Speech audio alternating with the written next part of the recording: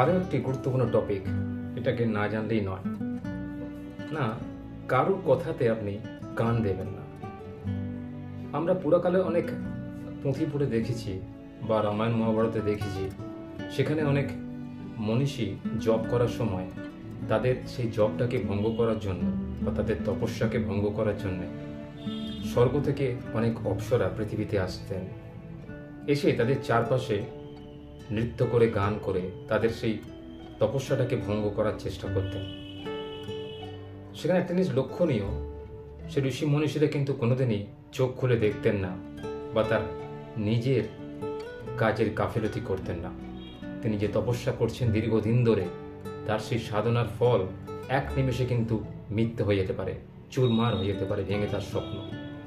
তারা কিন্তু সেই স্বপ্নকে চুরমার হতে দেননি, ভেঙে যেতে দেননি। তারা কোনো দিকে কান না দিয়ে নিজের কাজের দিকে ফোকাস করেছিলেন, নিজের ধ্যানের দিকে ফোকাস করেছিলেন। ভগবানের প্রতি আস্থা, ভগবানের প্রতি ভালোবাসা, ভগবানের প্রতি আকুলতা, এসবের জন্যই তারা আজকে বন্দিত হয়েছিলেন সেই সব সময়তে। তাদের মধ্যে অনেকেই মনীষী সাধু হয়ে রয়েছেন। আমরা দেখেছি যে স্বর্গের অপ্সরা মেনকা ঋষি বিশ্বামিত্র স্বামীকে তার তপস্যা ভঙ্গ করতে এসেছিলেন, কিন্তু বিশ্বামিত্র স্বামী যখন অতিশয় ক্ষুব্ধ হয়ে তাকে অভিশাপ দিয়েছিলেন, মেনকা কিন্তু তার সামনে হাত জোর করে ক্ষমা চেয়েছিলেন। তিনি বুঝতে পারেননি যে তিনি যার তপস্যা ভঙ্গ করতে এসেছেন তিনি একজন কত বড় মনীষী, কত বড় সাধু, তার কি ক্ষমতা। সেজন্য আপনাদেরকে অনুরোধ, যে কোনো দেখবেন ভালো কাজ করতে গেলে অনেক লোক আপনাকে বাধা দেবে। যেমন ধরুন, আপনি একটা চাকরির জন্য চেষ্টা করছেন, সরকারি চাকরির জন্য, তো আপনার বাড়ির লোকই দেখবে আপনাকে বাধা দেবে, না না ওসব করে গিয়ে হবে, এখনকার দিনে চাকরি বাকরি কোথায়, কোথায় চাকরি, এই তো সরকারের অবস্থা, শুধুমাত্র পয়সা নষ্ট, সময় নষ্ট, তার চেয়ে তুই প্রাইভেট ফার্মে চাকরির চেষ্টা কর বা অন্য কিছু করার চেষ্টা কর। আপনাকে কিন্তু সেই দিকে নজর দিলে চলবে না। আপনাকে আপনার কাজের প্রতি মনোনিবেশ করতে হবে। কে কি বললো না বললো তাতে আপনার কিছু যায় আসে না। আপনি আপনার কাজ করে যাবেন, আপনার লক্ষ্য থেকে আপনি বিচ্যুত হবেন না। আপনাকে দৃষ্টি রাখতে হবে পাখির চোখের মতো। আপনার লক্ষ্যটাকে স্থির করতে হবে। What is your goal? You have to identify your goal in future. আপনার গোল যদি ফিক্স না হয়, আপনি কিন্তু জীবনে কিছু করে উঠতে পারবেন না। সে আপনি যত পয়সা খরচাই করুন, আগে আপনার গোলটাকে ফিক্স করতে হবে যে আপনি কি হতে চান, ভবিষ্যতে আপনি আপনাকে কি হতে দেখতে চান, সেইটা সম্বন্ধে আগে আপনি। এরপরে আসছে আপনি যে আপনার সেই যে লক্ষ্যটাকে স্থির করবেন, এটাকে স্থির করতে গেলে আপনাকে কি কি কাজ করতে হবে। আপনি কিন্তু এমনি এমনি আপনার গোলটাকে ফিক্স করে দিলেন আর আপনাদের কি গোল আপনার হয়ে গেল, সেটা কিন্তু হয় না। আপনাকে আগে দেখতে হবে আপনি যে গোলটা নিয়েছেন বা আপনার যে লক্ষ্যটাকে আপনি স্থির করেছেন, সেই লক্ষ্যটা পৌঁছতে গেলে আপনাকে কি কি বাধার সম্মুখীন হতে হবে, কি কি বাধা অতিক্রম করে আপনাকে সেই লক্ষ্যস্থলে পৌঁছতে হবে, আপনার মধ্যে কি নেই কি আছে সেটাকে আপনাকে অ্যানালিসিস করতে হবে। যে লক্ষ্যটাকে আপনি নিয়েছেন সেই লক্ষ্যটাকে অ্যাচিভ করার জন্য আপনাকে কি আরও পড়াশোনা করতে হবে, আপনাকে কি আরও কোয়ালিফিকেশন বাড়াতে হবে, আপনাকে কি পাবলিক সংযোগ আরও বাড়াতে হবে, এই বিষয়গুলো আপনাকে নজর রাখতে হবে। আর কখনোই অপরের কথায় কান দেবেন না। দেখুন, কলিযুগেতে কেউ কারোর ভালো চায় না। একজন ভালো চাকরি পাক, ভালো ব্যবসা করুক, সে জীবনে প্রতিষ্ঠিত হোক, তার ভালো বংশে বিয়ে হোক, তার ব্যাকগ্রাউন্ড ভালো হোক, এ সমাজে কেউ চায় না। এই সমাজে সবাই চায় যে সে আমার থেকে দমে থাকুক, সে কোনোদিন যেন আমার উপরে না উঠতে পারে, আমার নিচে থাকবে সে সবসময়। আপনি কিন্তু এটা কোনোদিন হতে দেবেন না। আপনি আপনার সংকল্প করুন যে যে কোনো শক্তি আপনাকে আপনার লক্ষ্যপথ থেকে বিচ্যুত করতে পারবে না। আপনি নিজেকে এমনভাবে প্রস্তুত করুন যে যে কোনো মানুষ আপনাকে আপনার কর্তব্য পথ থেকে বিচলিত করতে পারবে না। আপনি যে সিদ্ধান্ত নিয়েছেন একদম ঠিক সিদ্ধান্ত নিয়েছেন। নিজের সিদ্ধান্তের উপর ভরসা রাখুন, নিজেকে সেই মতো চালিত করুন, অনুপ্রাণিত করুন, নিরন্তর প্রচেষ্টা চালিয়ে যান। আপনি যে লক্ষ্যতে আছেন সেই লক্ষ্যটাকে অর্জন করার জন্য আপনাকে কি কি করতে হতে পারে আপনি একটা ডায়েরিতে লিখুন, সেটাকে রোজ পড়ুন। রোজ পড়তে পড়তে প্রতিটা দিন আপনি হিসাব করুন যে আপনি কতটা রাস্তা এগোলেন, কতটা রাস্তা আপনাকে আরও পাড়ি দিতে হবে।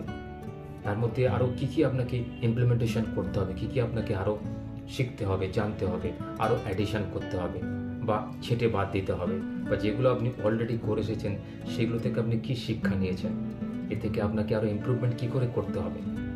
এই বিষয়গুলো যদি মনে রেখে আপনি চলার পথটাকে পরিচালনা করতে পারেন, তাহলে আশা করব আগামী দিনে আপনি অপরের কথায় কান না দিয়ে নিজের কর্তব্য পথে চলবেন এবং জীবনে সফলতা অর্জন করবেন। দেখুন, সফলতা অর্জনের চাবিকাঠি হচ্ছে পেশেন্স অ্যান্ড পার্সিভারেন্স, ধৈর্য এবং অধ্যবসায়। কোনো কিছু এক লহমায় হয় না, সমস্ত কিছু করতে গেলে প্রপার সময় লাগে এবং বুদ্ধি লাগে। প্রতিটা ক্ষেত্রে আপনি চাইবেন আপনার বুদ্ধিটাকে কাজে লাগাতে, অপরের কথা শুনে নয়। ধরুন অপরে বলল যে অমুক জায়গায় গিয়ে কি হবে, সেখানে কিছু দেখার নেই, সেখানে কিছু জানার নেই, আপনি তার কথা শুনলেন আর সেই বিশেষ জায়গাটা আপনি গেলেন না।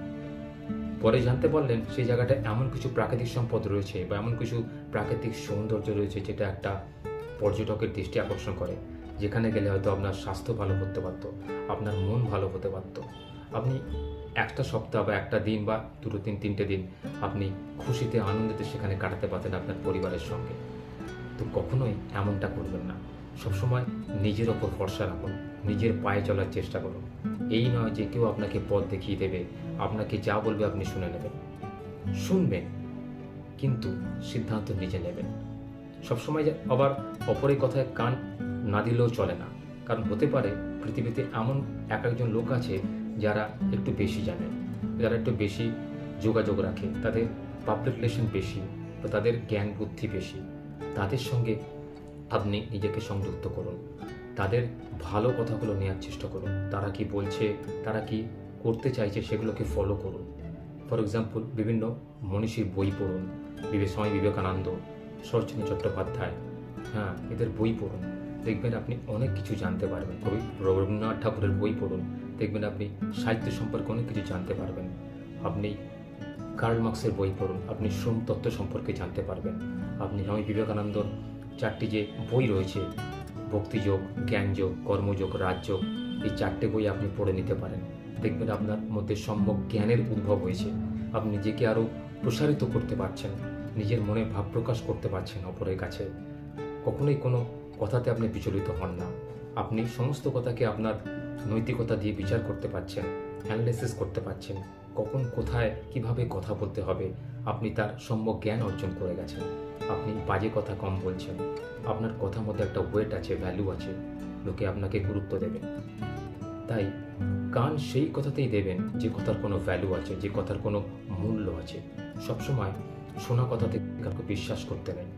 শোনা কথাটা শুনে নিয়ে নিজে আগে বুঝতে হয় যে ব্যক্তি এই কথাটা বলল সে কি জীবনে এই কথাটাকে পালন করতে পেরেছিল, বা সে আমার কতটা শুভাকাঙ্ক্ষী, সে আমাকে কিভাবে দেখতে চায়। আপনি নিশ্চয়ই তার সঙ্গে কোনো এক সময় পরিচিত হবেন, নাহলে সে আপনাকে কোনো কথা বলবে না বা আপনার সম্পর্কে কোনো খারাপ বা ভালো মন্তব্য সে করবে না। আগে বিচার করবেন সে যা বলছে কথাটা ঠিক না ভুল। এই বিচার শক্তি যার মধ্যে আছে সেই কিন্তু জীবনে এগিয়ে যায়, সেই কিন্তু জীবনে বড় হয়। এভাবে যদি আপনি পরে কথায় কান না দিয়ে নিজের ব্যক্তিত্বের ওপর ভরসা রাখেন, নিজের বুদ্ধির ওপর, জ্ঞানের ওপর ভরসা রাখেন, তাহলে আপনি অনায়াসেই অনেক কঠিন পথ অতিক্রম করতে পারবেন, আপনার লক্ষ্যে আপনি পৌঁছতে পারবেন। আপনার জীবনে কোনো সমস্যা থাকবে না, আপনি সমস্ত সমস্যাকে তুড়ি মেরে উড়িয়ে দিতে পারবেন যে কোনো সমস্যা আমার কাছে কোনো ব্যাপার নয়, আমি কুছ পরোয়া নেই। পরে কথা শুনে আপনি নিজের জীবনটাকে পরিবর্তন করার চেষ্টা করুন। এই নয় যে পরে কথা শুনে আপনি কোনো ভুল কাজে নিজেকে আত্মনিয়োগ করবেন, কখনোই এটা করবেন না। দেখুন, পরে কথা সবসময় শুনবেন, কিন্তু অ্যানালাইসিস নিজেকে করতে হবে যে সেই কথাটা বলছে, কথাটার মধ্যে কতটা সত্য কথা আছে, কতটা ভুল কথা আছে। এটা বিচার বিবেচনা করেই কিন্তু আপনি পরে কথা শুনবেন, না হলে কিন্তু পরে কথায় কান দেবেন না। আপনার চলার পথের বন্ধুর অবস্থা হচ্ছে জানবেন এই পরের কথা। যে মানুষ বা যে মহিলা পরে কথা শুনে তার জীবনকে পরিবর্তন করতে চায়, জানবেন তারাই জীবনে অনেক দুঃখ কষ্ট ভোগ করে, তারাই পরবর্তী জীবনে অনেক কষ্ট পায়, নিজের পরিবারকে সুখ দিতে পারে না, নিজের সন্তানকে ঠিকমতো মানুষ করতে পারে না, বা নিজের বন্ধু বান্ধবের সঙ্গে নিজের সম্পর্ককে সহজেই ছিন্ন করে ফেলে, আত্মীয় পরিজন তাকে ভালোবাসে না, কারণ সে পরে কথায় নাচে। কোনোদিন পরে কথা নাচতে নেই, নিজের বুদ্ধির উপর ভরসা রাখতে হয়। পরে অনেক কিছু বলে, কিন্তু সিদ্ধান্ত নিজেকে নিতে হবে। তাহলে বন্ধুরা, এই পর্যন্তই আজকের ভিডিওটা। আশা করছি আপনারা অনেক কিছু শিখলেন আজকের ভিডিও থেকে। যদি আপনাদের একটু উপকারে লাগে একটু লাইক করে দেবেন। লাইকটা করলে আমার একটু উৎসাহ জাগে নতুন নতুন ভিডিও বানাতে।